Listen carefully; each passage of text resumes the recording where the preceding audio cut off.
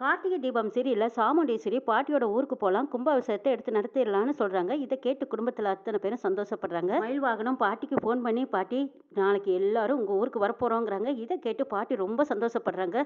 மயிலை நீ ஃபோன் பண்ணினாவே எப்பவும் சந்தோஷமான விஷயமா தான் இருக்கும் மயில். அப்பா நீ சொன்னதை கேட்டு எனக்கு கையும் மொழல காலம் மொழல அவ்வளவு சந்தோஷமா இருக்கு ஐயா. கூடவே சாமுண்டீஸ்வரியும் வரல அப்படின்னு பாட்டி கேட்குறாங்க. ஆமா பாட்டி அவங்க இல்லாமையா அவங்க சொல்லித்தான் நாங்க எல்லாருமே வரலான்னு முடிவு பண்ணியிருக்கோங்கிறாங்க. அப்பாடா இப்பதான்ப்பா எனக்கு சந்தோஷமா இருக்கு. ராசராசன் இந்த ஊருக்கு வந்து எவ்வளோ வருஷமாச்சு.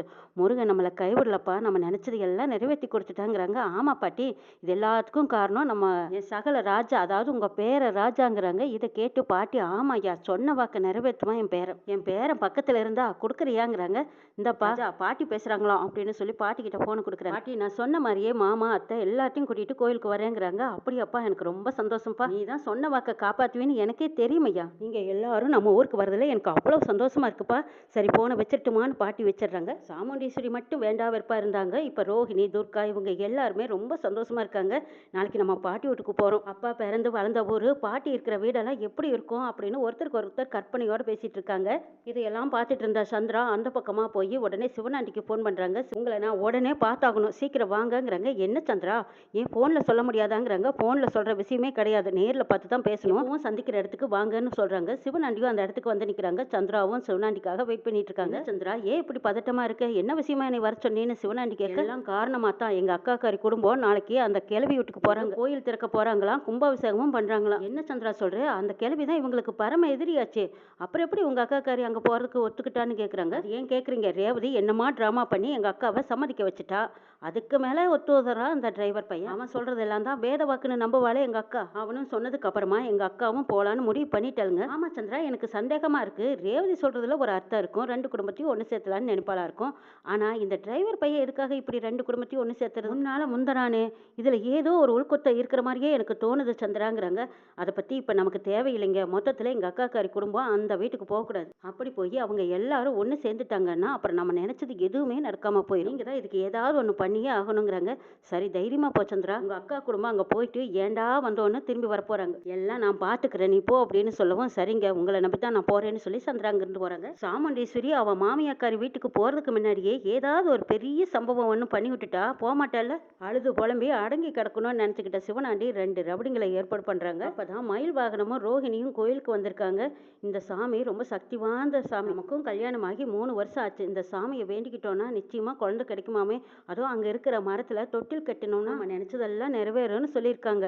வாங்க போய் தொட்டில் கட்டிட்டு வரலாம் அப்படின்னு ரோஹிணி கூப்பிடுவோம். சாமியை கும்பிட்டுட்டு ரெண்டு பேரும் போய் அந்த மரத்துல தொட்டில் கட்டிட்டு திரும்ப வராங்க. அந்த இடத்துக்கு ரவடிங்க வேணுனே வந்து ரோஹிணி மேல மோதுறாங்க. இதை பார்த்துட்டு இருந்த மயில் வாகனம் அவங்கள அடிக்கிறாங்க, இவங்களும் திருப்பி அடிக்கிறாங்க. ஒருத்தருக்கு ஒருத்தர் அடி போட்டுட்டு இருக்கும்போது ஒரு நபர் கட்டை எடுத்துக்கிட்டு வந்து அது மயில் வாகனத்தை அடிக்க வரும்போது ரோஹிணி குறுக்க விழுந்துடுறாங்க. ரோஹிணி தலையில பலமா மண்டையில அடிபட்டு ரத்தமா போகுது. இதை பார்த்த மயில் வாகனம் சத்தம் போட்டு கதறாங்க. அப்போ கோயிலுக்குள்ள இருந்தவங்க எல்லாரும் ஓடி வந்துடுறாங்க. இவங்க எல்லாம் வரவும் ரவடிங்க ஓடிடுறாங்க. ரத்தம் நிறைய போகுது, சீக்கிரம் ஹாஸ்பிட்டல் எடுத்துட்டு போங்கன்னு சொல்லவும் அழுதுகிட்டே மயில் வாகனம் ரோஹிணியை ஹாஸ்பிட்டல் கொண்டு சேர்த்திடுறாங்க. கேள்விப்பட்டு சாமுண்டீஸ்வரி குடும்பத்துல எல்லாரும் ஹாஸ்பிட்டலுக்கு ஓடி வராங்க. மாப்பிள்ளை என் பொண்ணுக்கு ரோஹிணிக்கு என்னாச்சு, சாமுண்டீஸ்வரி கேட்கவும், அத்தை நானும் ரோஹிணியும் சாமி கும்பிட்டு வந்தோம், எங்களை வேணுனே வந்து தாக்குனாங்கன்னு சொல்றாங்க மயில் வாகனம். என்ன தைரியம் இருந்தா என் மக மேலையும் மாப்பிள்ளை மேலையும் கை வச்சிருப்பான், அவனை நான் சும்மாவே விட மாட்டேன் அப்படிங்கிறாங்க சாமுண்டீஸ்வரி. பேசிட்டு இருக்கும்போது டாக்டர் அம்மா வெளியில வர்றாங்க. ரோஹிணிக்கு எப்படி இருக்குன்னு கேட்குறாங்க. அவங்க மண்டையில பலமா அடிபட்டதுனால ரத்தம் நிறைய சேதாரம் ஆயிடுச்சு, ஏபி நெகட்டிவ் குரூப் ரத்தம் வேணும், நம்ம ஹாஸ்பிட்டல்ல இந்த பிளட் குரூப் ஸ்டாக் இல்ல, நீங்க வேற எங்கேயாவது கேட்டு பாருங்க, இல்லைன்னா தெரிஞ்சவங்க யாராவது இருந்தா அவங்கள கூட்டிட்டு வாங்க, உங்க ரிலேஷன்ல யாருக்காவது ஏபி குரூப் ரத்தமா இருந்தா இவங்களுக்கு செலுத்தலாம், நீங்க உடனே தாமதிக்காம ஏற்பாடு பண்ணுங்கன்னு டாக்டர் அம்மா சொல்றாங்க. இதை கேட்டு சாமுண்டீஸ்வரி குடும்பமே பதறி போயிடுறாங்க. ஐயோ என் உடம்புல இருக்குமா அவங்க உடம்புல இருக்குமா அப்படின்னு ஒவ்வொருத்தரும் செக் பண்ணி பாக்குறாங்க. இருக்கிற நம்மளோட யாரோட ரத்தமும் ரோஹிணிக்கு செட் ஆகலையே, என்ன செய்யறதுன்னு புலம்பி நிக்கிறாங்க. அப்பதான் கார்த்தி இருங்க எனக்கு தெரிஞ்சவங்க ஒருத்தர் இருக்காங்க, அவங்கள போய் நான் கூட்டிட்டு வரேங்கிறாங்க. அப்படியே மாப்பிள்ள சீக்கிரமா கூட்டிட்டு வாங்க, எவ்வளவு செலவானாலும் சரி, அவங்களுக்கு நிறைய பணம் வேணாலும் கொடுத்துடலாம், கூட்டியாங்க மாப்பிள்ளன்னு கெஞ்சுறாங்க சாமுண்டீஸ்வரி. பாட்டியை தேடிக்கிட்டு போறாங்க. பாட்டி ஒரு இடத்துல இருக்காங்க. பாட்டி ஒரு எமர்ஜென்சிங்கிறாங்க. என்னப்பா சொல்ற, எமர்ஜென்சியா, யாருக்கு என்ன நடந்ததுன்னு கேட்குறாங்க. பாட்டி பதறி போயிடுறாங்க பாட்டி. ரோஹிணிக்கு தலையில அடிபட்டு நிறைய ரத்தம் லாஸ் ஆயிடுச்சு. ரத்தம் கொடுத்து தான் அவளை காப்பாற்ற முடியும்னு சொல்லிட்டாங்க. ஏபி குரூப் ரத்தம் வேணும், உங்களுக்கும் அதே குரூப் ரத்தம் தான், நீங்க வந்து ரோஹிணிக்கு நீங்க ரத்தம் கொடுத்து காப்பாற்ற முடியுமான்னு கேக்குறாங்க. என்னையா இப்படி சொல்ற? என் பேத்திக்கு ரத்தம் கொடுக்கறதுல நான் எவ்வளவு சந்தோஷப்படுறேன். உடம்புல எவ்வளவு ரத்தம் வேணாலும் எடுத்து என் பேத்தியை காப்பாத்துங்கப்பா, சீக்கிரம் வா வா அப்படின்னு சொல்லி பாட்டியும் கார்த்தியும் ஹாஸ்பிட்டலுக்கு வராங்க. சந்திரா பாக்குறாங்க, இந்த கிழவி எதுக்கு அங்க ஹாஸ்பிட்டலுக்கு வருதுங்கிறாங்க. ஆமா, ரத்தம் கொடுக்கறவங்களை கூட்டிட்டு வரேன்னு சொல்லிட்டு இந்த கிழவி எதுக்கு நம்ம மாப்பிள்ளை கூட்டிட்டு வர்றாருங்கிறாங்க சாமுண்டீஸ்வரி. பாட்டியும் புலம்பிக்கிட்டு வராங்க. ஆமா, என்ன ராஜா இந்த கிழவி எதுக்காக இங்க கூட்டிட்டு வந்த, என் பேத்தியை பாக்குற குட்டியாந்தியான்னு கேக்குறாங்க சாமுண்டீஸ்வரி. இல்ல, இவங்களுக்கும் இதே பிளட் குரூப் தான், அதான் ரத்தம் கொடுக்கறதுக்காக கூட்டிட்டு வந்தேங்கிறாங்க. இந்த கிழவி என் பொண்ணுக்கு ரத்தம் கொடுத்து தான் என் பொண்ணு பொழைக்கணுங்கிற அவசியம் கிடையாது, அதே இந்த கிழவியை வெளியே போக சொல்லுங்கிறாங்க சாமுண்டீஸ்வரி. அத்தை, தயவு செய்து நீங்க இதுக்கு சம்மதிச்சு தான் ஆகணும். என் பொண்டாட்டி ரோகிணியை எப்படியாவது காப்பாற்றணும், அவருக்கு பாட்டினாலதான் முடியும். பாட்டிய ரத்தம் கொடுக்கறதுக்கு சரின்னு சொல்லுங்க தென்னு மயில் வாகனம் ஒரு பக்கம் கையெடுத்து கும்பிட்டு கெஞ்சுறாங்க. இத பாருங்க மாப்பிள்ள, இந்த கிழவி எனக்கு பரம எதிரி, இவ பிச்சை போட்டு தான் அந்த உயிர் பொழைக்கணுங்கிற அவசியம் கிடையாது. என் பொண்ணு செத்தா செத்துட்டு போறா, இந்த கிழவி ஒன்னும் ரத்தம் கொடுக்க வேண்டாம், மரியாதையா இந்த கிழவியை ஹாஸ்பிட்டல்ல இருந்து வெளியே போக சொல்லுங்கிறாங்க சாமுண்டீஸ்வரி. எல்லாரும் அதிர்ச்சியோட பார்த்துட்டு இருக்காங்க. ரோஹிணி உயிருக்கு போராடிட்டு இருக்கா, இப்ப கூட நீங்க பிடிவாதம் பண்ணிட்டு தான் இருப்பீங்களா? உங்க ஃப்ரெண்டு மல்லிகா கிட்டையும் கேட்டு பார்த்தீங்க, அவங்களே இந்த குரூப் ரத்தம் ஸ்டாக் இல்லைன்னு சொல்லிட்டாங்க.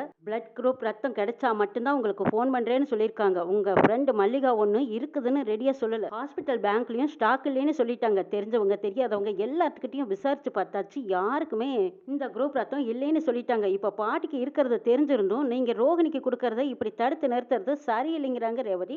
ரேவதி, ஆளுக்கு வந்து பண்ணாட்டு பண்ணாதீங்க, இந்த கிழவி ரத்தம் கொடுக்க கூடாதுன்னா கூடாது. மாப்பிள்ள, இதுக்கு மேலேயும் எதிர நின்று பேச வைக்காதீங்க, மரியாதையா இந்த கிழவியை அனுப்புங்கிறாங்க சாமுண்டீஸ்வரி. உனக்கு பொண்ணுன்னா எனக்கு பேத்தி, உயிருக்கு போராடிட்டு இருக்கிறா, போய் இப்படி வீம்பு பிடிக்கிறிய தாயேங்கிறாங்க பாட்டி. திரும்ப திரும்ப என் மூஞ்சில முழிக்காத, வெளியில போக அப்படின்னு சொன்னதுக்கு அப்புறம் பாட்டி அழுதுகிட்டே வெளியில போயிடுறாங்க. மேடம், எனக்கு தெரிஞ்சவங்க இன்னொருத்தர் இருக்காங்க, நான் போய் அவங்கள கூட்டிட்டு வரேன்னு சொல்லிட்டு கார்த்தி அங்கிருந்து வெளியில போறாங்க. பாட்டியை போய் பாக்குறாங்க. கண்ணுக்கு எதிர வந்தீங்கன்னா தானே வேண்டான்னு சொல்றாங்க, நீங்க மாறு வேஷத்துல வாங்கங்கிறாங்க. மாறு வேஷமா, அது எப்படி ஏன் வர முடியும்னு கேக்குறாங்க பாட்டி. வரதை எடுத்துட்டு வந்து, இந்தாங்க பாட்டி, நீங்க இதை போட்டுக்கோங்க, எக்காரத்தை கொண்டு முகத்தை காட்டாதீங்க, கண்ணு மட்டும்தான் தெரியும், நீங்க பேசும்போதும் கவனமா பேசுங்கிறாங்க. சரிப்பா, சரி சரி, எப்படியோ என் பேத்தி உசுரை காப்பாத்துனா எனக்கு அது போதும் பண்ணிட்டு வராங்க பாட்டி. கார்த்தி பாட்டியா பர்தா போட்டு கூட்டிட்டு வராங்க. இதை பார்த்த சாமுண்டீஸ்வரி, யார் மாப்பிள்ள இதுன்னு கேக்குறாங்க. இவங்களும் எனக்கு தெரிஞ்சவங்க தான், இவங்களோட பிளட் குரூப்பும் ரோஹிணியோட பிளட் குரூப்பும் ஒண்ணுதான், அதனால இவங்க ரத்தம் கொடுக்கலாங்கிறாங்க. அப்படியா, ரொம்ப சந்தோஷம்.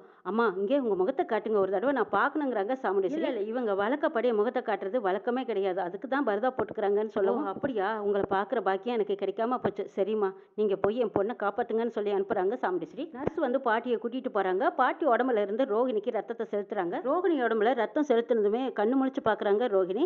இதை பார்த்த டாக்டர் அம்மா ரொம்ப சந்தோஷப்படுறாங்க. இனிமே எந்த பயம் இல்லைன்னு சொல்லிட்டு வெளியில வர்றாங்க. சாமுண்டீஸ்வரி ஓடி வந்து, டாக்டர், என் பொண்ணு எப்படி இருக்கான்னு கேட்குறாங்க. இனிமே உங்க பொண்ணை பத்தி எந்த கவலையும் இல்லை, ஐயோ ஆபத்தான கட்டத்தை தாண்டிட்டாங்க, கண்ணு முழிச்சிட்டாங்க, இன்னொரு 20 நிமிஷம் கழிச்சு நீங்க போய் பார்க்கலான்னு சொல்றாங்க. இதை கேட்டு சாமுண்டீஸ்வரி மயில் வாகனம் எல்லாரும் சந்தோஷப்படுறாங்க. ரொம்ப நன்றிமாங்கிறாங்க சாமுண்டீஸ்வரி. நன்றி எனக்கு சொல்ல வேண்டாம், அதோ ரத்தம் கொடுத்தாங்களே அந்த அம்மாவுக்கு சொல்லுங்கன்னு சொல்லிட்டு போறாங்க. பாட்டி பர்தா போட்டுட்டு வெளியில வர்றாங்க. அம்மா, என் பொண்ணோட உசுரை காப்பாத்தி கொடுத்துருக்கீங்க, நான் காலத்துக்கு மறக்க மாட்டேன், உங்களுக்கு ரொம்ப நன்றின்னு கைப்பிடிச்சு நன்றி சொல்றாங்க சாமுண்டீஸ்வரி. என் பொண்ணோட உயிர் காப்பாத்தி கொடுத்த உங்களுக்கு என்ன வேணாலும் என்கிட்ட கேளுங்க, நான் தரேங்கிறாங்க. என்னம்மா இப்படி எல்லாம் சொல்றேன், நீங்க எல்லாரும் சந்தோஷமா இருக்கணும், அதுதான் வேணும். அந்த பொண்ணோட உயிரை காப்பாத்தினதே என் மனசுக்கு நிறைவாகவும் திருப்தியாகவும் இருக்கும், நீங்க எல்லாரும் சந்தோஷமா இருந்தா எனக்கு அதுவே போதும்னு சொல்லிட்டு போறாங்க பாட்டி. ராஜராஜனும் மயில் வாகனும் பாட்டியை பாக்குறதுக்காக போறாங்க. அம்மா, நீங்க கரெக்டான நேரத்துல வந்து என் பொண்ணை காப்பாத்திட்டீங்கம்மான்னு ராஜராஜன் அழுகுறாங்க. என்ன ராசா, ஏன் இப்படி கண்கலங்குற? என்னப்பா, எதுக்கு ராசா கண்கலங்குற?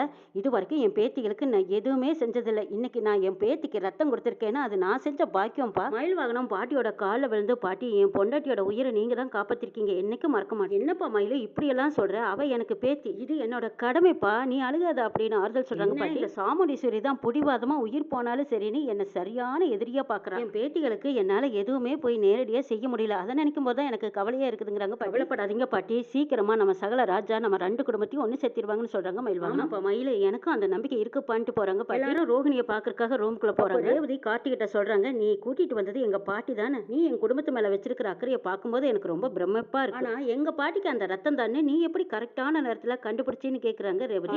எப்படியோ பர்தா போட்டுட்டு வந்ததுனால எங்க அம்மானால அவங்கள கண்டுபிடிக்க முடியல, ஆனா நான் கண்டுபிடிச்சிட்டேன், எப்படியோ கரெக்டான நேரத்துல ரோகிணியை காப்பாத்திட்டேன். ஒவ்வொரு தடவையும் என் குடும்பத்தை ஆபத்தான நிலையில நீ காப்பாத்துற, ஆனா என்னோட வாழ்க்கையில தான் யோசிச்சு பார்க்காம என் வாழ்க்கையை நாசம் பண்ணிட்டு, இதை நான் யார்கிட்ட போய் சொல்ல முடியுங்கிறாங்க ரேவதி. சாமுண்டீஸ்வரி கார்த்திக்கு நன்றி சொல்றாங்க. மாப்பிள்ளை, ஒரு நல்ல விஷயம் நடக்க போற நேரத்துல இப்படி ஒரு அசம்பாவிதம் நம்ம வீட்டுல நடந்துருச்சுங்கிறாங்க. என்னத்த சொல்றீங்கன்னு கேட்கவும், ஆமா, அடுத்த வாரத்துல தாலி பிரிச்சு கோர்க்கிற ஃபங்க்ஷன் வச்சிருக்கோங்கிறாங்க. இதை கேட்டதும் ரேவதி அதிர்ச்சி அடைகிறாங்க. என்னம்மா, ஏன் என்ன கேட்காமயே இப்படி ஒரு முடிவு எடுத்திருக்கீங்கன்னு கேட்கவும், இந்த சம்பிரதாயங்கள் எல்லாம் காலங்காலமா நடக்கிறது தான். இது ஒண்ணும் புதுசு இல்ல. இது கூட தெரியாதாங்கிறாங்க சாமுண்டீஸ்வரி. பாத்தியா எப்படி எல்லாம் சடங்கு சம்பிரதாயங்கிற பேர்ல என்னை எந்த அளவுக்கு மன உளைச்சலுக்கு ஆளாக்குறாங்க பாத்தியாங்கிறாங்க ரேவதி. ரேவதி கல்யாணம் முடிஞ்ச கையோட செய்யறதெல்லாம் வழக்கம் தானுங்கிறாங்க கார்த்தி. ஓஹோ, நீயே எதிர்பார்த்துட்டு தான் இருந்தியா?